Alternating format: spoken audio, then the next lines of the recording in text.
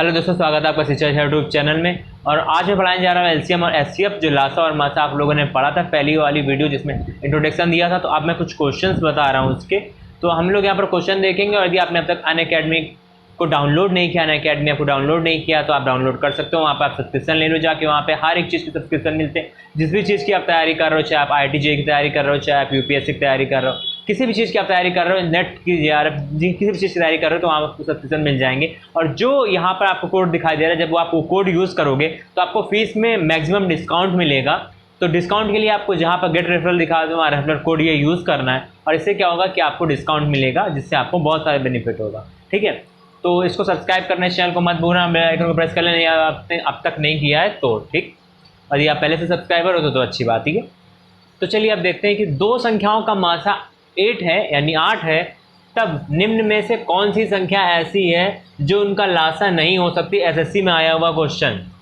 देखो, जैसा कि मैंने पहले वाली वीडियोस में बताया था कि मासा क्या होता है, हाईएस्ट कॉमन फैक्टर होता है, सबसे बड़ा कॉमन फैक्टर होता है वो संख्याओं में। ठीक है, वो होता है हाईएस्ट कॉमन फैक्टर, यानी कि मासा। तो वो जो फैक्टर होता है वो उन संख्याओं में होता ही होता है। तो यहाँ पर जो कह रहा है दो संख्याओं का मासा 8 है, यानी वो दोनों संख्याओं में 8 उन दोनों संख्याओं का फैक्टर है। क्या है? 8 उन दोनों संख्याओं का फैक्टर है। तो यहाँ पर कौन सी ऐसी संख्या है जो उनका लासा नहीं हो सकती, देखते ही हम लोग बताएंगे बिना कुछ सॉल्व किए। अब देखो, 8 का जो आगे मल्टीपल है वो देखेंगे। 8 के टेबल में 24 आता है कि नहीं आता, 8 से 24 आता है, ठीक। 48 आता है कि नहीं आता, ठीक। 8 6 48, 8 7 56, 56 56 वो भी आता है आपका, ठीक। 8 7 56, 60 आता है कि नहीं आता है, तो 68 के टेबल में नहीं आता, यानी कि 60 जो है वो पूर्णतः डिविजिबल नहीं है, वो कम्प्लीटली डिविजिबल नहीं है 8 से। तो यानी कि ये संख्या नहीं हो सकती, इसका मासा यानी इसका एचसीएफ तो 8 हो ही नहीं सकता है। ठीक है, तो देख के आपको पता चल गया और आपको मार्क्स मिल गए। तो देखिए अब दूसरा क्वेश्चन देखते हैं, और ये क्वेश्चन क्या कह रहा है कि यदि 2842 का लासा और मासा के बीच में क्या अनुपात है। तो चलो निकालना स्टार्ट करो। यदि आप लोग कॉपी पेन लेके नहीं बैठे हो तो कॉपी पेन लेके बैठो और इसको निकालो, ठीक है। और इसका आंसर बताओ कि क्या अनुपात है इसमें, ठीक है। जल्दी जल्दी आंसर बताओ। तो 2842 का लासा क्या होगा, 2842 का लासा क्या होगा, देखते हैं हम लोग। देखो 28 है, 42 है, इसका लासा क्या होगा। ऐसी संख्या होगी, ठीक है, जो लीस्ट कॉमन मल्टीपल हो इसका, ठीक। लीस्ट कॉमन मल्टीपल होगा जिसमें से, अब देखो ये तो ऐसे निकाल लो, और या तो फिर ऐसे ही सोच सकते हो आप लोग कि इसके नियर बाई कौन सी संख्या होगी। ठीक है, चलो देखो, यदि इसको निकालते हैं तो क्या होगा, 14 21, ठीक। अब यहाँ पे बड़ी संख्या से डिवाइड दो पहले, ठीक है, देखा जाएगा। फिर 2 आ गई, 3 आ गई, ठीक है, ये आ गई। तो कितना हो गया, 2 दूनी 4, 4 तिहाई 12, ठीक है, 12 और 7, 12 सते 84, 84। तो 84 आ गया इसका क्या लासा। मासा कितना आएगा भाई, मासा कैसे निकालेंगे, 28 से 42 को डिवाइड कर दो, कितनी बार जाएगा, 28, कितना बचेगा, यहाँ पर बचेगा 4, और यहाँ पर 3 में 2 गया 1। 14 से फिर से 28 को डिवाइड कर दो, कितनी बार जाएगा, 2 टाइम्स 28, ठीक है। अब 14 से इसको डिवाइड करोगे तो ये भी क्या हो जाएगा, डिवाइड हो जाएगा। तो ये 14 इसका क्या आ गया, मासा आ गया। अब इन दोनों के बीच अनुपात कितना है, तो देखो भाई 14 मासा आ गया और लासा कितना है 84, तो 84:14, ठीक है, निकाल लो। तो 1484, ठीक है, 6:1 आंसर आपका आ जाएगा। क्या आ जाएगा, 6:1, इसको नोट कर सकते हो। तो अब देखते हैं नेक्स्ट क्वेश्चन, और नेक्स्ट क्वेश्चन क्या कह रहा है कि यदि कोई संख्या 11 और 13 से पूर्णतः विभाजित हो तो अनिवार्यता निम्न में से किस से विभाजित होगी, 11 + 13, 13 - 11, 11 × 13 और 13 ÷ 11, ठीक है, 13 ÷ 11। तो देखो कोई संख्या इन दोनों से पूर्णतः विभाजित होगी यदि, ठीक है, यदि उन दोनों से पूर्णतः विभाजित होगी दोनों से, तो ये रूल है कि वो उनके मल्टीपल से पूर्णतः विभाजित होगी, ठीक है, यानी वो उसका लासा होगी। जैसे कि एग्जांपल हम देते हैं, मान लो एक नंबर है 6, ठीक है, तो हमने कह दिया कि ये जो 6 है वो 2 से भी डिविजिबल है और 3 से भी डिविजिबल है, तो ये किससे और डिविजिबल होगा? ये 6 से भी डिविजिबल होगा। ठीक है, तो देखो 6 से डिविजिबल है। दूसरा एक एग्जांपल देख लो, हम लोग जैसे ले लेते हैं क्या, अच्छा 6 के अदर भी हो सकता है, जैसे हमने 18 ले लिया तो ये भी 6 से डिविजिबल है। इसका मतलब नहीं कि ये सिर्फ 6 से डिविजिबल है, ये 9 से भी डिविजिबल है, लेकिन 6 से ज़रूर होगा। ठीक है, तो ये कह रहा है, इसका मतलब ये है कि किसी चीज़ का लासा है और वो लासा से 2 पार्ट आए हैं, ठीक है, तो उन दोनों से पूर्णतः विभाजित होता है, तो उससे आप डिवाइड करोगे तो वो उसके मल्टीपल से पूर्णतः विभाजित होगा। ठीक है, इसको सॉल्व नहीं करना, बस ऐसे आपने देख के आंसर लगा देना है। फोर्थ नंबर क्वेश्चन क्या कह रहा है कि 2 संख्याओं का लासा 495 और मासा 5 है, यदि उन संख्याओं का योग 100 हो तो उनका अंतर क्या होगा? तो मासा ऐसी चीज़ होती है जो हाईएस्ट कॉमन फैक्टर होता है, यानी वो ज़रूरी है कि वो सब में होगा संख्याओं में। ठीक है, तभी तो वो मासा है, वो हाईएस्ट कॉमन फैक्टर है, वो तो होगा ही। तो 2 संख्याएं जो हम लोग लेंगे वो ऐसे ले लेंगे, कैसे ले लेंगे? 5x ले लो और 5y ले लो। 5 होगा, x और y की वैल्यू चेंज जो भी होगी उसको पता करके हम लोग इस संख्या को निकाल सकते हैं। तो 2 संख्याओं का लासा कह रहा है 495, तो लासा 495, इसका मतलब इन दोनों संख्याओं का जो गुणनफल रहा होगा। गुणनफल कैसा? 5x और y, 5 तो कॉमन है मासा, और इनका लासा लोगे तो एक्चुअली में आएगा क्या? एक तो 5 आएगा, ठीक है, 5 कोई मल्टीपल रहेगा, और x आएगा और y आएगा। ठीक है, ये आएगा तो ये क्या हो जाएगा, ये जो चीज़ होगी 3 से डिवाइड कर देगी। चाहे तो एक एक करके देख लो, एक बार 5 से दोगे तो ये मल्टीपल है इसका 5 का, याद रखो या ना रखो, आज कोई फ़र्क नहीं पड़ता है। ठीक है, तो वो चीज़ x और y बचेगी, एक बार x का देंगे एक बार y का देंगे। ठीक है, तो ये 5xy यहाँ चाहे ना ही लिखो, 5x और y का दिया तो आएगा कितना? आएगा 5xy ही, तो 5xy 495 के बराबर है। ठीक है, डिवाइड करो, ये क्या हो जाएगा 99, तो एक्स वाई की वैल्यू कितनी है 99। ठीक, हम लोग का मल्टीपल निकल आया। एक दूसरा क्वेश्चन बना सकते हैं प्लस वाली, लेकिन उसकी कोई ज़रूरत नहीं है। पूछा है कि अंतर क्या है, तो एक बात बताओ यहाँ पर, ठीक है, ये लॉजिक वाली बात है कि ये 99 है, 2 संख्याओं का गुणनफल, 2x और y के गुणनफल से 99 है। ऐसी कौन सी 2 संख्याएं होंगी जिनके मल्टीपल करने से 99 आएगा? देखते हैं, 99 का लासा लो, या तो इसके अलावा कोई संख्याएं होंगी? इसके अलावा कोई संख्या तो नहीं हो सकती ना। लासा में चाहे तुम 3 करो फिर वो 9 ही हो जाएगा, तो 9 और 11 यही 2 लासा है इसका। ठीक है, जिससे ये संख्याएं बनी होंगी, तो x और y किसी का भी मान रख लो, एक का मान 9, एक का मान 11।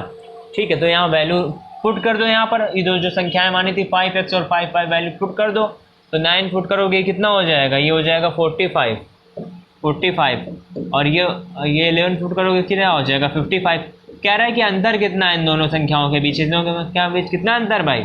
10 का अंतर है। ठीक, 10 का अंतर इन दोनों के बीच, 45 और 55 के बीच में 10 का डिफरेंस है। ठीक है, तो होप कि सवाल आपको समझ में आया। और यहाँ पर देखते हैं अगला सवाल, तो यही आ गया, 6 की जगह 5 आ गया। ठीक है, तो देखो नहीं 5 सवाल सही है, एक सवाल कोई मिसप्रिंटिंग है इसमें। ठीक है,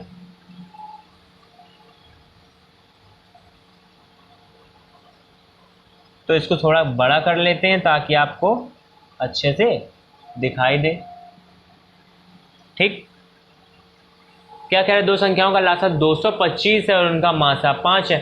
यदि एक संख्या 25 है, दूसरी संख्या बताओ। एक फार्मूला देखो, यहाँ पर एक फार्मूला होता है, क्या होता है कि पहली संख्या मल्टीप्लाई बाय दूसरी संख्या, ठीक है, first number multiplied by second number, ठीक है, इज इक्वल टू होती है लासा इंटू मासा।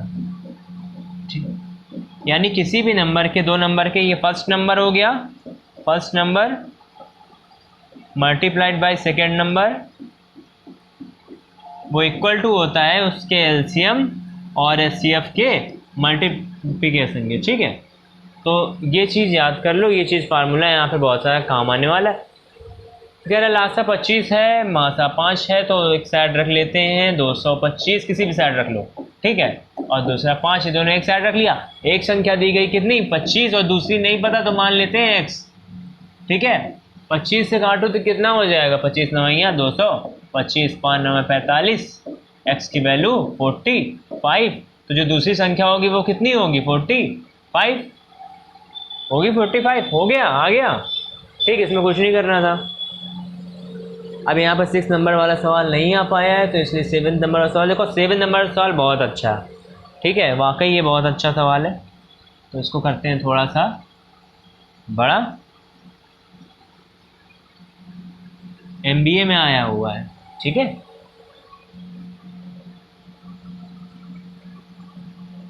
देखो क्या कह रहा है कि 4 घंटियाँ, ये ऐसे क्वेश्चन बहुत आते थे, ऐसे क्वेश्चन आते ही हैं। 4, 6, 8 और 14 सेकंड के अंतराल पर बजती हैं। यदि वे चारों इकट्ठी 12 बजे बजना प्रारंभ करती हैं तो वे किस समय पर इकट्ठी बजेंगी? यानी 12 बजे क्या हुआ कि एक साथ बजा दिया, लेकिन उसके बाद 4 सेकंड बाद पहली वाली बजेगी, 6 सेकंड बाद दूसरी बजेगी, सब अलग अलग टाइम पे बजेंगे। तो दोबारा कब ऐसा सिचुएशन आएगी कि सब एक साथ बजेंगे? ठीक, तो देखो इसके लिए क्या करना पड़ता है, जो संख्याएं दी गई हैं इनका लासा लेना पड़ता है, ठीक है। तो इनका लासा लो। अब हम बताएंगे कि ऐसा कैसे होता है कि वो सात दोबारा कैसे बच जाती हैं। पहले ये चीज़ देखो, 4, 6, 8 और 14, ठीक, तो इनका लासा लो, ठीक है। अगला ये जो दो तुम करके 2 बार दोगे तो ये 4 और 3 और 7 यही आएगा, ठीक। तो ये 4 दूनी 8 हो गया और 21 हो गया ये, ठीक है। 21 मल्टीप्लाई बाई 8 हो गया, 168 हो गया। क्या हो गया? 168। ये 168 आए हैं सेकेंड। सेकेंड को मिनट में बदलने के लिए 60 से क्या कर देंगे, डिवाइड कर देंगे। कितनी बार जाएगा, कितनी बार जाएगा भाई?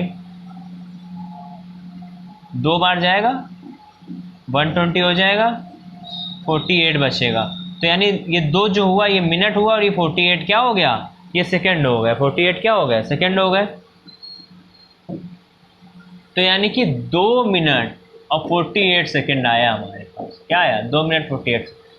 एक तो 12 बजे बजी थी, दोबारा कब बजेगी? 12 बज के 2 मिनट 48 सेकेंड पर, पहला वाला ऑप्शन। ठीक, बात समझ में आई? नहीं तो फिर से देखो, ये जो संख्याएं दी गई थी कि इनके अंतराल में बजती है, एक बार 12 बजे साथ में बज गई तो दोबारा कब बजेगी? तो हमने इनका लासा लिया, इसके लासा जो आया वो सेकंड में था, उसको 60 से डिवाइड करके मिनट में बनाया तो वो हो गया 2 मिनट 48 सेकेंड। और यानी कि 2 मिनट 48 सेकेंड के बाद में ये दोबारा अपने पैटर्न को रिपीट करेगी। अच्छा, अब एक चीज़ यहाँ पे ये समझो कि ये पैटर्न को ऐसे रिपीट करती है भाई। यदि सेकेंड की कुछ अपने मन से घड़ी बना लें, ठीक, ऐसे आवासी, ये 4 सेकंड की है, ये 6 की है, और बड़ी कर लो, साइज पे मत जाओ, ठीक। ये 8 और 14 की है, ये एग्जांपल के लिए बताया गया। ये जब ये 4 सेकंड हो रहा था तो क्या इसके 4 सेकंड पूरा हो जाने के बाद ये 6 सेकंड होना चालू हुआ होगा? ऐसा तो नहीं हुआ होगा ना। जब ये 4 सेकंड हो रहा था तब इस 6 की भी टाइमिंग चल रही थी, और जब इसके 4 सेकंड पूरे हुए तब तक इसके 2 सेकंड ही तो बचे, और इसके कितने बचे? 4 ही तो बचे, ठीक है। इसी तरीके से ऑनवर्ड। तो मतलब कोई भी समय ऐसा नहीं है कि ये समय चल रहा था तो बाकी समय रुका हुआ था, वो भी चल रहा था। समझ में आई बात? तो इसलिए क्या होता है कि अब 4 सेकंड इसके हो गए, 2 सेकंड इसके बजे, फिर ये बजी, इसके भी टाइमिंग हो रहा है, फिर इसका बजने का नंबर आता है, फिर इसका, तो ऐसा पैटर्न आता है कि कुछ टाइम के बाद वो वापस रिपीट होता है, एक साथ बच जाती है, ठीक। चलो अब देखते हैं ये क्वेश्चन नंबर 8 क्या कह रहा है।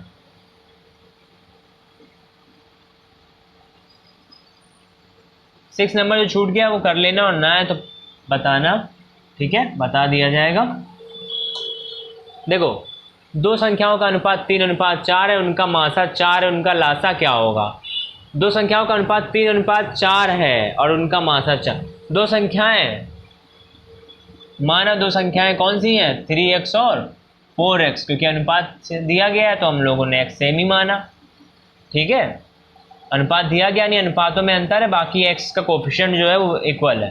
कह रहे उनका मासा 4 है, तो यहाँ सब कुछ तो इसने कह ही दिया। क्या कह दिया कि उसका मासा कितना है? 4 है। तो भाई एक बात बताओ, यदि उसका मासा कितना है? 4 है, तो इसका क्या मतलब है कि जो x की वैल्यू कितनी है? 4 है। क्यों? दोनों में सेम कॉमन x ही है, और x क्या होगा? मासा कॉमन होगा ही दोनों में, ठीक। अच्छा, इनका एलसीएम लेना है, इनका एलसीएम आएगा कितना? 4x का एलसीएम आएगा 12x, आएगा 12x, और मासा है 4, यानी x की वैल्यू कितनी हो गई? 4। यहाँ पर रख दो, कितना हो गया? 48। आंसर आ गया। कुछ नहीं करना था, एसएससी सीजीएल में आया हुआ क्वेश्चन था। ठीक, बात समझ में आई? तो अब क्या आपको बात समझ में आई होगी। और एक क्वेश्चन नंबर 6 यदि चाहो तो मैं बता देता हूँ कि क्या करना है उसमें। चलो देख लेते हैं उसको भी, क्योंकि वो इसमें यहाँ पर नहीं लिख पाया गया, तो उसको ऐसे ही देख लेते हैं हम लोग। लिख लो चाहे क्या दिया गया है, और जिनके पास बुक है मैथमेटिक्स की वो लोग देख सकते हैं आए हुए क्वेश्चन में क्या दिया गया है कि वह छोटी से छोटी संख्या क्या है जिसमें 12, 15, 20 या 55 से भाग देने पर प्रत्येक स्थिति में 4 शेष बचे। ठीक है, यहीं पे देख लेते हैं।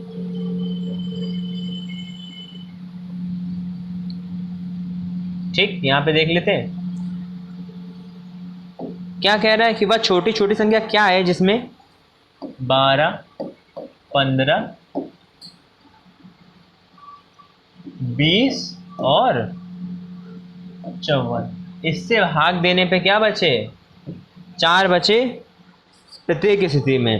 तो ऐसे क्वेश्चन को करने के लिए वह छोटी छोटी संख्या क्या होती है? लीस्ट कॉमन मल्टीपल होती है, वो उसका एलसीएम होता है। ठीक है, क्या होता है? एलसीएम होता है। तो इसका ले लेंगे, क्या एलसीएम ले लेंगे, इसका एलसीएम जो आ जाएगा। ठीक है, जो भी इसका एलसीएम आ जाएगा, मान लो सपोज करो कि कुछ एलसीएम आ गया है इसका। ठीक है, एक एग्जांपल मानते हैं कि 400 एलसीएम आ गया है। ठीक, एक एग्जांपल मानते हैं, कर लेना, एलसीएम ले लेना। कह रहा है कि उसमें प्रत्येक स्थिति में 4 शेष बचे। तो एलसीएम का मतलब वही संख्या होगी इसमें फिर कुछ शेष नहीं बचेगा, 0 बचेगा शेष। लेकिन हमें 4 शेष बचवाना है, तो इसके लिए हमें उसमें 4 अपनी तरफ से ऐड कर देना पड़ेगा, और ऐड कर देंगे तो हमेशा क्या हो जाएगा? वो 4 बचेगा। हमेशा बार बार डिवाइड करोगे, बार बार 4 बचेगा, क्योंकि एलसीएम से तो डिवाइड करने पे कुछ बचेगा नहीं। ठीक है, इसके एलसीएम में कुछ डिवाइड करोगे, इससे तो कुछ नहीं बचेगा। लेकिन 4 यदि ऐड कर देंगे, फिर यदि इनमें से किसी भी नंबर से डिवाइड करोगे तो जरूर 4 बार बार बचेगा, क्योंकि तुमने 4 ऐड किया था। ठीक, तो ये क्वेश्चन जैसे सीपीयू में आया हुआ था, ये क्वेश्चन भी हो गया। आई होप कि आपको सब क्वेश्चन समझ में आए होंगे। ठीक है, हालांकि इसका आंसर 400 नहीं है, कुछ और है, तो देख लेना, शायद 450 या ऐसे कुछ है, 544, तो देख लेना जो भी है। तो आपको ये यदि वीडियो अच्छी लगी तो इस वीडियो को लाइक करो, सब्सक्राइब कर दिए। जिन लोगों ने नहीं किया हो वो लोग सब्सक्राइब कर सकते हैं। मेरा एक नया चैनल है, वहाँ पे आप जाके देख सकते हो, IIT अड्डा, जिसको IIT पढ़ना हो उसके लिए। ठीक है, वहाँ पर आप जाओगे तो आपको IIT पढ़ाई जाएगी। तो उसमें भी वीडियोस कम आ पा रही हैं, लेकिन उसमें भी वीडियोस की फ्रिक्वेंसी जो है जल्दी ही नॉर्मल आएगी। ठीक है, तो होप कि आपको समझ में आई होगी। शेयर करिएगा, कमेंट करिएगा। मिलते हैं अगली वीडियो में, तब तक के लिए बने रहिए यूट्यूब चैनल के साथ।